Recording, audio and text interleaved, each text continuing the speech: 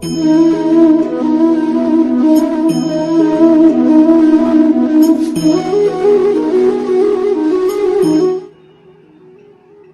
दोस्तों, नमो नमः। एक बार पुनः आपका पॉलिटिक्स एकेडमी पर स्वागत है। आज हम वैदिक संस्कृत साहित्य को लेकर आपके समक्ष प्रस्तुत हैं। इसके पहले हमने आपको संस्कृत साहित्य के इतिहास पर एक वीडियो दिया था जिसमें हमने समग्र ग्रंथों का परिचय लिया था। तो उसमें हमने आपको बताया था कि हम कितने पार्टों में बांट करके संस्कृत साहित्य को पढ़ेंगे। तो उसमें हमने पहले वैदिक साहित्य देखा था, फिर उपजीव्य काव्य देखे थे, उसके बाद हमने लौकिक साहित्य देखा था और फिर उसके बाद हम आधुनिक काव्य या साहित्य देखे थे। तो उसी पैटर्न को फॉलो करते हुए आज हम वैदिक संस्कृत साहित्य को लेकर आपके समक्ष प्रस्तुत हैं। और हमने वैदिक साहित्य में भी आपको बताया था कि पहले वेद को कवर करेंगे, यानी कि वैदिक साहित्य जो है वो वेद है, उसमें वेद पहला है, दूसरा ब्राह्मण है, तीसरा आरण्यक, चौथा उपनिषद और पांचवा वेदांग साहित्य है। तो इस प्रकार वैदिक साहित्य का भी हमने एक डिवीज़न देखा था। तो आज वैदिक साहित्य में सबसे पहला जो डिवीज़न है वेद, उसको हम जो है आपके समक्ष प्रकट करेंगे। इसका हम PDF ये बनाए हैं, तो ये भी हम आपको प्रोवाइड करा देंगे, तो आप डाउनलोड कर सकते हैं, ठीक है। और वो पीछे वाला वीडियो भी हम उसका लिंक जो है डिस्क्रिप्शन में डाल देंगे। जो नए हों उसको न देखे हों तो वो आप देख सकते हैं उसे, ठीक है। हम अब स्टार्ट करते हैं। तो वेद का हम अर्थ देखते हैं क्या होता है। विद धातु से निष्पन्न वेद शब्द का अर्थ ज्ञान होता है, लेकिन वैयाकरण लोग कहते हैं कि विद्यते ज्ञायते अनेन इति वेदः, अर्थात जिसके द्वारा कोई ज्ञान प्राप्त किया जाए वही वेद है। इस प्रकार इनके अनुसार वेद का अर्थ ज्ञान या जानना नहीं है, बल्कि ज्ञान का साधन है, अर्थात एक माध्यम है जिसके माध्यम से हम ज्ञान को जानेंगे। इस तरह की बात ये करते हैं। तो ये बहुत इम्पोर्टेंट है, क्योंकि ये परीक्षाओं में पूछ लेता है कि वैयाकरण यानी कि वैयाकरणों के अनुसार जो है वेद का अर्थ क्या है, या मीमांसकों के अनुसार वेद का अर्थ क्या है, तो आपको ये पता होना चाहिए। दूसरा जो मीमांसक गण है वो कहते हैं कि प्रत्यक्ष है। प्रत्यक्ष का मतलब जो हमें आँख से दिख रहा हो, प्रत्यक्ष या अनुमान से हम जिस उपाय या ज्ञान को नहीं बता सकते या पा सकते, उसे वेद बता सकता है। प्रत्यक्षेणानुमित्या या यस्तुपायो न विद्यते एतम विदन्ति वेदेन तस्माद् वेदस्य वेदता। इस प्रकार की ये बात करते हैं। तो इनके अनुसार और इनके अनुसार अलग अलग अपनी मतलब कि अर्थ लगाते हैं वेद का क्या होता है। अब हम देखते हैं श्रुति, यानी कि वेद को श्रुति भी कहते हैं। क्यों कहते हैं? क्योंकि गुरु शिष्य परंपरा के कारण, सुरक्षित किए जाने के कारण, अर्थात गुरु के द्वारा उच्चारित वाक्यों को शिष्य द्वारा श्रवण करके स्मरण रखने के कारण वेद को श्रुत भी कहते हैं। तो आप जानते हैं एंशिएंट एज में इस तरह लिखा हुआ कुछ नहीं होता था, जैसे आज हम पेन और कॉपी लेकर लिखते हैं उस पर। तो प्राचीन काल में ऐसा नहीं था। जो गुरु थे वो खाली उच्चारित करते थे मंत्रों का, और उसी का श्रवण करके शिष्य उसका स्मरण रखते थे, याद रखते थे। तो स्मरण रखने के कारण ही वेदों को श्रुत भी कहा जाता है। तो आप ये याद रखिएगा। वेद का स्वरूप देख लेते हैं। तो वेद के यानी कि प्राचीन परंपरा में वेद के अंतर्गत मंत्र और ब्राह्मण दोनों भाग निहित हैं। मंत्र ब्राह्मण योर वेद नाम ध्येयम। मंत्र क्या होते हैं? यानी कि मंत्र उसे कहते हैं जिसका उच्चारण करके यज्ञ यागों का अनुष्ठान किया जाता था, या यज्ञ में भाग लेने वाले देवताओं की स्तुति की जाती थी, वो मंत्र होता है। और मंत्रों को संकलित करके, जैसे मंत्र हुआ, इनके उच्चारण से हम देवताओं की स्तुति करते थे, और स्तुति के दौरान हम उन मतलब स्तुति करते थे जिससे देवता लोग आकर हमारे हव्य को ग्रहण करें। तो इस तरह जो है मंत्रों का संकलन करके 4 संहिता बनी। वैदिक मंत्रों का संग्रह संहिता कहलाती है, और 4 संहिताएं बनी, जिसमें पहला ऋग्वेद, दूसरा यजुर्वेद, सामवेद, अथर्ववेद, इस तरह के संहिताएं बनी। और जो इन मतलब कि यज्ञ के क्रियाकलाप एवं प्रयोजन की व्याख्या करने वाले हैं, उन्हें हम ब्राह्मण कहते हैं। अर्थात मंत्रों का संग्रह संहिता है और संहिताएं 4 हैं, जबकि जो यज्ञ के क्रियाकलाप एवं उनके प्रयोजनों की व्याख्या करने वाले हैं वो ब्राह्मण कहलाते हैं। और ब्राह्मण 3 हैं, पहला ब्राह्मण, दूसरा आरण्यक और तीसरा उपनिषद। ठीक है, तो ब्राह्मण के 3 भाग हैं। पहला ब्राह्मण, अब आप इससे कंफ्यूज मत होइएगा कि यहाँ भी ब्राह्मण और यहाँ भी ब्राह्मण, ऐसा नहीं है। ये ब्राह्मण वो है, इस ब्राह्मण में ये तीनों निहित हैं, ये वाले तीनों निहित हैं। लेकिन ये जो ब्राह्मण ये खाली मंत्रों की व्याख्या करता है बस। ठीक है, तो ये वाला ब्राह्मण में ये तीनों भाग निहित हैं और ये वाला ब्राह्मण खाली मंत्रों की व्याख्या करता है बस। आरण्यक क्या करते हैं? ये वानप्रस्थ जीवन व्यतीत करने वाले वीतराग मनुष्यों के द्वारा, यानी कि उनके क्रियाकलाप इसमें प्रतिपादित हैं। ठीक है, और उपनिषद में साहित्य यानी कि दार्शनिक साहित्य निहित हैं, अर्थात आत्मा क्या है, परमात्मा क्या है, इस तरह की बात जो मिलती है वो उपनिषदों में मिलती है। ठीक है, भारत के प्राचीन विद्वान इन चारों को ही वेद मानते आए हैं। चारों का मतलब ये जो मंत्र भाग है जिसे संहिता कहते हैं, तो पहला संहिता, दूसरा ब्राह्मण, आरण्यक, उपनिषद, इन चारों को ही ये वेद मानते आए हैं। लेकिन मीमांसा दर्शन के लिए वेद जो है वो खाली ब्राह्मण भाग ही वेद है, यानी कि ये मानते हैं कि भाई ब्राह्मण भाग ही वेद है और कोई भी वेद नहीं है। वेदांत दर्शन वाले कहते हैं कि उपनिषद ही श्रुति या वेद है, जबकि स्वामी दयानंद सरस्वती के अनुसार मंत्र भाग ही वेद हैं, ब्राह्मण ग्रंथ उनकी व्याख्याएं हैं। और पाश्चात्य विद्वान यानी जो वेस्टर्न फिलोसोफर हैं वो कहते हैं संहिता ही वेद है, वो संहिता को ही वेद मानते हैं। संहिता को हम बताएं कि वैदिक मंत्रों का जो संग्रह है वही संहिता कहलाता है। तो इसको आप याद रखेंगे क्योंकि ये परीक्षाओं में पूछ लिया जाता है कि भाई मीमांसा दर्शन के लिए वेद का यानी कि कौन से भाग वेद हैं, या वेदांत दर्शन वाले वेद कौन से भाग को वेद मानते हैं। इस तरह के क्वेश्चन बनते हैं, तो आप इसे याद रखिएगा। ठीक है, इसके बाद हम जैसे ये हमारा वीडियो कंप्लीट होगा, इसके बाद हम एक MCQ यानी कि मल्टीपल चॉइस क्वेश्चन भी प्रोवाइड करा देंगे। तो आप उसमें हम क्वेश्चन मतलब बना कर दे देंगे कैसे पूछा जाता है, और प्रीवियस ईयर क्वेश्चन पेपर भी नेट JRF या फिर TGT PGT सब का मिक्स करके दे देंगे, तो आप उसमें देख सकते हैं इसको। ठीक है, वेदों का महत्व हम देख लेते हैं क्या होता है। मतलब कि वेदों का महत्व बहुत इम्पोर्टेंट है। पहला है भारतीय साहित्य का आधार वेद हैं। परवर्ती संस्कृत में विकसित प्रायः समस्त विषयों का स्रोत ही वेद है, यानी कि कोई भी आप भाई वेदों के बाद जो भी साहित्य डेवलप हुए हैं उसमें आप देखेंगे कि जो वेद रहे हैं वो आधार का काम किए हैं, एक बेस का काम किए हैं, उन्हीं के आधार पर वो सारे साहित्य लिखे गए हैं। और इसमें काव्य, दर्शन, धर्मशास्त्र, व्याकरण आदि पर वेदों की गहरी छाप है। तो इस दृष्टिकोण से वेद महत्वपूर्ण है। दूसरा है विश्व इतिहास की दृष्टि से। ऋग्वेद में देवताओं में यानी कि ऋग्वेद के देवताओं में जो इंद्र, मित्र, वरुण और नास्त्या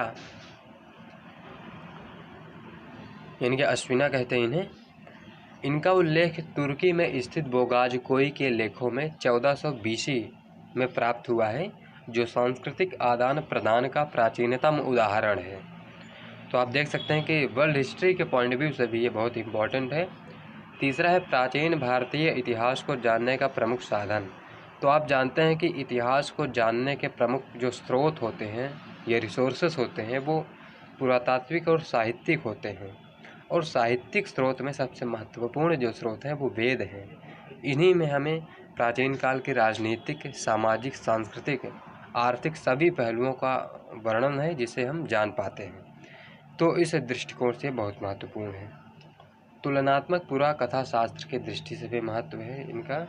प्राचीन आख्यानों की तुलना जब ईरान के आख्यानों से की जाती है तो अद्भुत साम्यता मिलती है। तो इस दृष्टि से भी ये महत्वपूर्ण है। महत्व वेदों का महत्व और भी है, धार्मिक महत्व भी है। तो ये बेसिक बातें हैं, क्योंकि सबको पता होगा, तो वो हमने इसमें मेंशन नहीं किया। बाकी जो इम्पोर्टेंट है उसको हमने लिख दिया है। अब हम संहिता साहित्य को देखते हैं। वैदिक मंत्रों का संग्रह ही संहिता कहलाता है। पाणिनि ने अष्टाध्यायी में संहिता का अर्थ किया परः सन्निकर्षः संहिता, अर्थात परस्पर वैदिक मंत्रों का सन्निकर्ष ही संहिता है। और संहिताएं 4 हैं: ऋग्वेद, यजुर्वेद, सामवेद, अथर्ववेद। ओके, अब हम ऋत्विक को देखते हैं। ऋत्विक किसे कहते हैं? वैदिक यज्ञ में जो व्यक्ति पुरोहित के रूप में अनुष्ठान कराते थे उन्हें ऋत्विक कहा जाता था। और ऋत्विक का अर्थ क्या है? ऋतु, धन, यज, धन, क्वीन। यहाँ धन होगा बीच में, तो आप इसे ध्यान रखिएगा। ऋतौ याजयत इत ऋत्विक है, अर्थात जो यज्ञ काल में अनुष्ठान कराए वह ऋत्विक है। और इस ऋत्विक के 4 वर्ग थे, अर्थात ये जो वैदिक जो अनुष्ठान कराते थे उनके 4 वर्ग थे। और 4 वर्ग में पहला होता था, दूसरा उद्गाता थे, तीसरा अध्वर्य और चौथा ब्रह्मा। ठीक है, इस तरह इनके वर्ग थे। अब इनको हम देख लेते हैं क्या होते हैं। होता का काम यज्ञों में देवताओं का आवाहन करना था, जो ऋचाओं या मंत्रों के माध्यम से करता था, जिससे देवता प्रतीकात्मक रूप से आकर यज्ञ में अर्पित हव्य को ग्रहण करें। इसके प्रयोग के लिए समस्त ऋचाओं का संकलन करके ऋग्वेद संहिता बनी, जिसे होत्रवेद भी कहते हैं। तो ये मोस्ट इम्पॉर्टेंट है, क्योंकि इससे क्वेश्चन आते हैं कि भाई ऋग्वेद को और क्या कहा जाता है, या होत्रवेद किस वेद को कहा जाता है। इस तरह के क्वेश्चन पूछ लिए जाते हैं, तो आप इसे याद रखिएगा। ठीक है, यानी कि ये होता का काम क्या था? देवताओं का आवाहन करता था, जो ऋचाओं के माध्यम से करता था, और देवता प्रतीकात्मक रूप से आकर हव्य को ग्रहण करें। इस आवाहन करने के लिए जो ऋचाओं का संकलन हुआ उन्हें हम ऋग्वेद संहिता कहते हैं, जिसे होत्रवेद भी कहते हैं। ठीक है, दूसरा है उद्गाता। उद्गाता का काम यज्ञों में संगीतात्मक ऋचाओं का विशेष पद्धति से गान करके देवताओं को प्रसन्न करना था। इसके उपयोग के लिए ऋचाओं का संकलन करके सामवेद संहिता बनी, इसलिए इसे उद्गाता वेद भी कहते हैं। तो ये भी इम्पोर्टेंट है, इसे भी याद रखेंगे। तीसरा है अध्वर्यु। अध्वर्यु सर्वाधिक महत्वपूर्ण ऋत्विक था, क्योंकि यह यज्ञ के आरंभ से लेकर परिचालन और समाप्ति तक सभी क्रियाकलापों का संघटक संयोजन करता था। इसके प्रयोग के लिए आवश्यक सभी मंत्रों को संकलित करके यजुर्वेद संहिता बनी, जिसका दूसरा नाम अध्वर्यु वेद भी है। ठीक है, और चौथा है ब्रह्मा। ब्रह्मा कहे जाने वाले ऋत्विक यज्ञ का निरीक्षण करता था। वह अशुद्धियों का संशोधन, संकट का निराकरण, भ्रम का समाधान आदि कार्य करता था। इसके लिए अथर्ववेद संहिता बनी, जिसे ब्रह्मवेद भी कहते हैं। तो आप इसे याद रखेंगे। ठीक है, अब हम सबसे पहली संहिता जो है ऋग्वेद संहिता, उसको देखते हैं। चारों वेदों में महत्व की दृष्टि से ऋग्वेद का नाम प्रथम लिया जाता है। यह वस्तुतः ऋग्वैदिक काल का ग्रंथ माना जाता है। शाखाएं देखते हैं ऋग्वेद की कितनी है। तो महाभाष्य में शाखाओं का उल्लेख जो है 21 शाखाओं का उल्लेख किया गया है, लेकिन चरण व्यूह के अनुसार मुख्य 5 शाखाएं हैं। पहला है शाकल, दूसरा है बाष्कल, तीसरा है अश्वलायन, चौथा है सांख्यायन और 5वां है मांडुकायन। तो आप इसे इम्पोर्टेंट याद रखेंगे। ब्राह्मण ग्रंथ देखते हैं ऋग्वेद के कितने हैं। पहला है ऐतरेय ब्राह्मण, दूसरा है कौशितक या सांख्यायन ब्राह्मण, और आरण्यक भी 2 हैं, ऐतरेय आरण्यक और सांख्यायन या कौशितक आरण्यक। ये नाम सेम लग रहे हैं आपको, लेकिन ये ब्राह्मण और आरण्यक से अलग हो जाते हैं। ठीक है, तो आप इसे याद रखेंगे। ऋग्वेद का जो विभाजन किया जाता है वो 2 तरह से किया जाता है। एक तो ऐतिहासिक, जिसे मंडल क्रम कहते हैं, जो ज़्यादा मान्य भी है, और दूसरा है पाठ परक। यहाँ पाठ हो गया है तो यहाँ पाठ होना चाहिए। ठीक है, दूसरा है पाठ परक, जिसे अष्टक क्रम भी कहते हैं। ठीक है, अब हम मंडल क्रम को देख लेते हैं। सबसे पहला ऋग्वेद 10 मंडल में विभक्त है। प्रत्येक मंडल अनुवाक में, अनुवाक सूक्तों में, सूक्त मंत्रों या ऋचाओं में डिवाइड हैं। ओके, मंत्र निर्देशित करने के लिए क्रमशः मंडल सूक्त मंत्र की संख्या दी जाती है। तो आप देखते होंगे जैसे ये लिखा है, ये ऐसे लिखा रहता है, आप देखे होंगे ये, ठीक है, इसको सीधा लिखे थोड़ा, जैसे ये 10 लिखा है और फिर ऑब्लिक करके ये लिखा होता है, फिर ये 2। तो इसका मतलब ये हुआ कि ये 10वें मंडल का, ठीक है, आप इसे ऐसे याद रखिए, ये 10वें मंडल का जो 16वां सूक्त है उसका दूसरा मंत्र है। ठीक है, तो इस तरह से इसका जो है संख्या दी जाती है। तो आप कहीं भी आप इस तरह देखेंगे तो आप समझ जाएंगे कि ये 10वें मंडल के 16वें सूक्त का दूसरा मंत्र है। ठीक है, सूक्तों की संख्या इसमें जो है वो 1028 है। गिनने पर मंत्रों की संख्या लगभग 10,552 है। लगभग का मतलब इससे ज़्यादा या कम हो सकता है, फिक्स नहीं है। ठीक है, अनुवाक इसमें 85 हैं और जो मंडलों में सूक्त इस प्रकार हैं, पहला मंडल में 191 सूक्त हैं, दूसरे में 43। तो ये बीच में प्लस का चिन्ह होना चाहिए, लेकिन हमने किया था कन्वर्ट करते समय PDF, ये हट गया है, हुआ नहीं है, तो आप इसे याद रखेंगे 191, यानी कि इसको पहला मंडल, दूसरा मंडल, तीसरा, चौथा, पाँचवा इस तरह करके है। तो यानी कि पहले मंडल में 191 सूक्त है, दूसरे में 43, इस तरह करके है, तो आप इसे ध्यान रखिएगा। ओके, अब हम अष्टक क्रम को देखते हैं। 8 अष्टक हैं, इसमें प्रत्येक अष्टक में 8-8 अध्याय हैं, जिससे 64 अध्याय हो जाते हैं। प्रत्येक अध्याय को वर्गों में बांटा गया है, जिसमें 2024 वर्ग हैं। अर्थात अगर हम कहें कि भाई, अगर ये पूछा जाए कि भाई ऋग्वेद में कितने वर्ग हैं, तो आपको याद होना चाहिए इतना है। अध्याय पूछा जाए तो इतना, और अष्टक पूछा जाए तो 8 अष्टक। ठीक है, कात्यायन ने अपनी सर्वानुक्रमणी में कहा, जो व्यक्ति मंत्र के ऋषि, छंद, देवता आदि को जाने बिना उस मंत्र का अध्ययन करता है या उससे यज्ञ कराता है, जो इसको नहीं जानता, वह निष्फल कर्म करता है, गर्त में डाला जाता है और पापी होता है। यही कारण है कि ऋग्वेद आदि संस्करणों में सूक्त के ऊपर ऋषि, देवता, छंद का निर्देश रहता है। तो आप देखे होंगे कोई भी सूक्त आप पढ़े होंगे तो उसमें आप देखे होंगे, जैसे ये ऋग्वेद के दूसरे मंडल जो 12वां सूक्त ये लिखा है, तो इसमें देखेंगे तो जो ऋषि होंगे वो गृहसमद होंगे, देवता इंद्र, छंद त्रिष्टुप, इस तरह करके लिखा रहता है। तो यही कारण है जो कात्यायन ने अपनी सर्वानुक्रमणी में कहा है। ठीक है, याद रहे कि प्रत्येक मंडल किसी ऋषि या उनके वंश से संबंध मंत्रों का संग्रह है। तो कोई न कोई मंडल किसी ऋषि वंश से संबंधित है, इसीलिए प्रत्येक मंडल के जो सूक्त हैं उनमें कोई न कोई ऋषि का नाम होता है। ठीक है, महत्व हम देखते हैं अब ऋग्वेद का क्या है। तो ऋग्वेद का जो महत्व है वो धार्मिक महत्व देखें तो देवताओं की आराधना, यज्ञों का अनुष्ठान, पाप पुण्य और स्वर्ग नरक की कल्पना इसमें की गई है। सांस्कृतिक महत्व देखें तो आचार के नियम, कर्म, हिंसा, अहिंसा, शिष्टाचार जीवन के लक्ष्य निरूपित हैं। सामाजिक महत्व में वर्ण व्यवस्था, विवाह, नगर ग्राम योजना, आहार, परिधान आदि हैं। इतिहास की दृष्टि से ऋषिवंश, देवासुर युद्ध और विविध आख्यान इसमें मिलते हैं। और राजनीतिक महत्व देखें तो राजा और उसके कर्तव्य, शासन तंत्र, राष्ट्र की कल्पना, प्रजा के अधिकार आदि इसमें वर्णित हैं। आर्थिक दृष्टि से भी महत्वपूर्ण है। कृषि व्यवस्था, जीविका के साधन, व्यापार, मुद्रा, पशुपालन आदि का भी इसमें वर्णन है। ओके, दार्शनिक महत्व भी है इसका। पुरुष नासदेव सूक्तों में आप देखेंगे तो इसमें सृष्टि के विकास, एकेश्वरवाद, मोक्ष की अवधारणा का वर्णन इसमें देखने को मिलता है।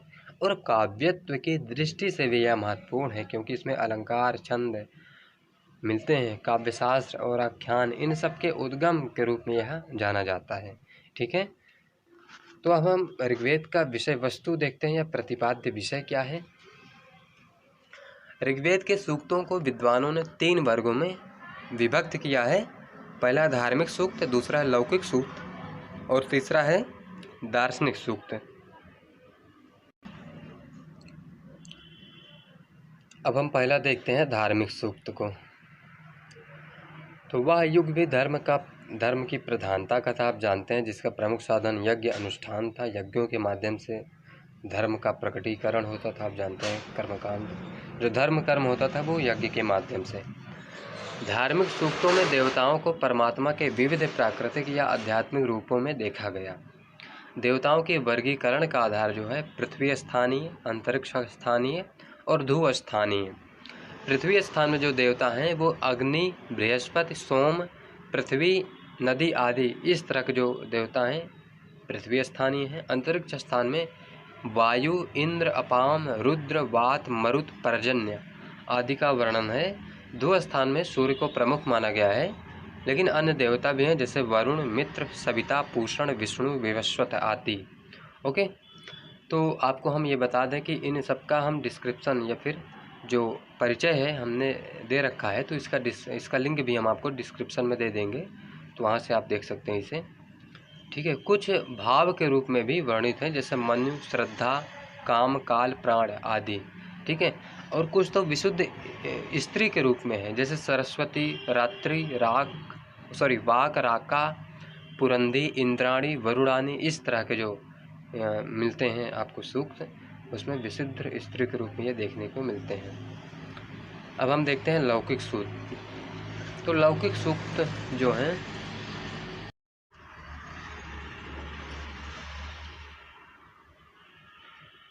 लौकिक सूक्त हम देख रहे हैं। मुख्य रूप से धार्मिक सामग्री प्रस्तुत करने पर भी ऋग्वेद में लौकिक विषय भी वर्णित हैं। यद्यपि अथर्ववेद की लौकिक सामग्री के समक्ष यह अत्यल्प है। यहाँ से हो गया, यहाँ के कर लीजिएगा आप। ऐसे विषयों का क्षेत्र औषधि विज्ञान, विवाह, लोक व्यवहार, दान, राजतंत्र आदि में देखने को मिलता है। तो चिकित्सा के विषय में जैसे राज्य यक्षमा रोग के निवारण की प्रार्थना अनेकों देवताओं से की गई है, जैसे ये है। तो अब आप इसको समझ पा रहे हो कि ऋग्वेद के 10वें मंडल के 16वें सूक्त का दूसरे मंत्र में ऐसा वर्णन है। ओके, रोगों के निवारणार्थ शरीर के विभिन्न अवयवों की चर्चा है, ये तो है ही। गर्भावस्था में विघ्नों का निराकरण किया गया है, उसका वर्णन है। दुःस्वप्न निराकरण आदि का वर्णन इसमें देखने को मिलता है। राजशास्त्र में देखें तो राजशास्त्र का प्रथम जो निरूपण है ऋग्वेद में कई सूक्तों में निहित हैं। 2 सूक्तों में जो 10वें मंडल के 173वां 74वां है, इसमें राजा के अभिषेक का वर्णन है। तो अन्य कई सूक्तों में राजशास्त्र की सामग्री मिलती है कि कुल यानी कि कुटुंब, ग्राम, विश्व, जन और राष्ट्र के रूप में क्रमशः उत्तरोत्तर बड़ी प्रशासनिक संस्थाएं थीं, जिनके स्वामी क्रमशः गृहपति यानी कि जो कुटुंब का स्वामी था उसे हम गृहपति कहते हैं, ग्राम का स्वामी ग्रामणी, और विश्व का विश्वपति, जन का जनपति, राष्ट्र का राष्ट्रपति। तो इस प्रकार के थे। अंतिम दोनों राजा भी कहलाते थे, यानी कि जनपति और राष्ट्रपति दोनों को राजा भी कहते थे। प्रजा द्वारा सभा और समिति नामक 2 संस्थाओं का निर्वाचन राजा के कार्य पर नियंत्रण रखने के लिए होता था। तो ये बहुत ही इम्पोर्टेंट है, सभा और समिति।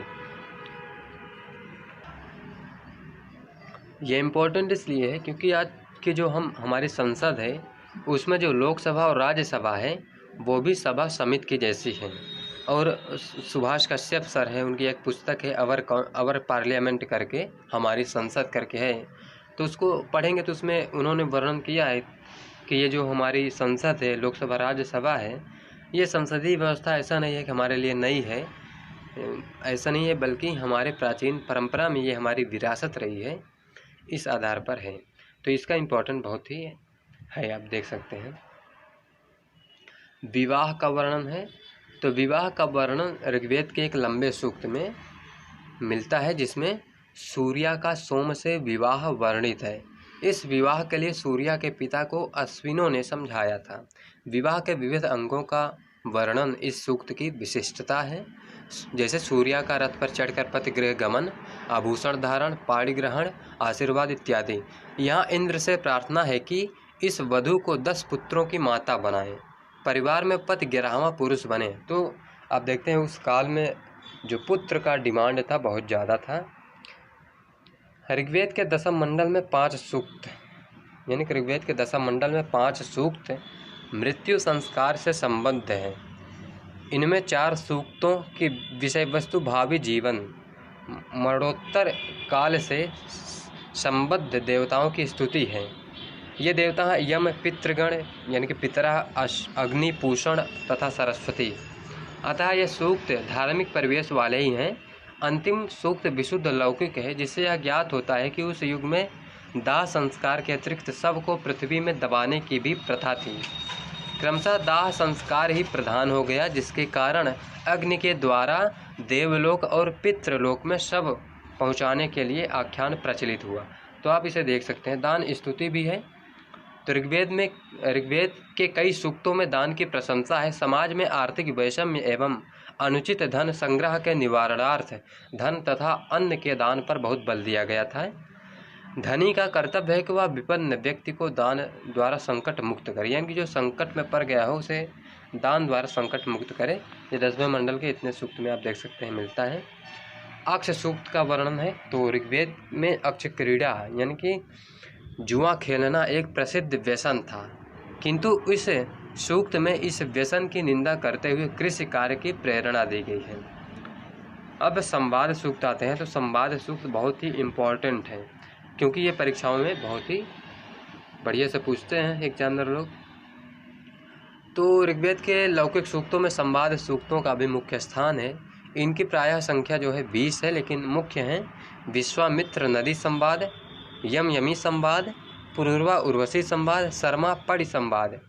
तो इन संवाद सूक्तों का भी वीडियो हमारे पास है, तो हम आपको प्रोवाइड करा देंगे। ओके, दार्शनिक सूक्त अब देखते हैं। ऋग्वेद के प्रथम तथा 10वें मंडलों में तत्कालीन ऋषियों की दार्शनिक उद्भावनाएं संकलित हैं, जैसे अतिथि को सब कुछ मानना, एक ही तत्व को सभी देवताओं का आधार कहना इत्यादि। तो ऐसे सूक्त इस प्रकार जैसे अस्य वामीय सूक्त है, पुरुष सूक्त है, हिरण्यगर्भ सूक्त है, वाक सूक्त है, नासदीय, यहाँ दीत हो गया तो दीय होगा, नासदीय सूक्त आदि। तो इसका भी हम वीडियो हमारे पास है, तो ये भी आपको मिल जाएगा डिस्क्रिप्शन में, तो आप देख सकते हैं। तो इस तरह का वर्णन है। तो जो इसमें सूक्त वर्णित हैं, इन सूक्तों को हम अलग से वीडियो आपको प्रोवाइड करा देंगे, जिससे आप ये सब कंप्लीट हो जाएगा। ठीक है। अब लास्ट चीज़ बचती है कि हम आपसे ये पूछना चाहते हैं कि हम क्या ऋग्वेद का समाज और संस्कृत का भी वर्णन कर दें आगे वाली वीडियो में, या फिर हम आगे बढ़ें। तो आप जैसे कहेंगे वैसे होगा। अगर आप कह रहे हैं कि हमें समाज और संस्कृत का भी वर्णन चाहिए, ज़्यादा इम्पोर्टेंट तो नहीं है, लेकिन अगर गहराई से पढ़ रहे हैं तो उस काल की सारी चीज़ें आपको पता होनी चाहिए। और आपको लगता है कि नहीं, हमें वेद मिल जाए जो बचे हैं, और जो आगे वाली हमारी संस्कृत है वो मिल जाए, तो हम उसके लिए तत्पर हैं। आप जैसे कहेंगे वैसे किया जाएगा। Thank you.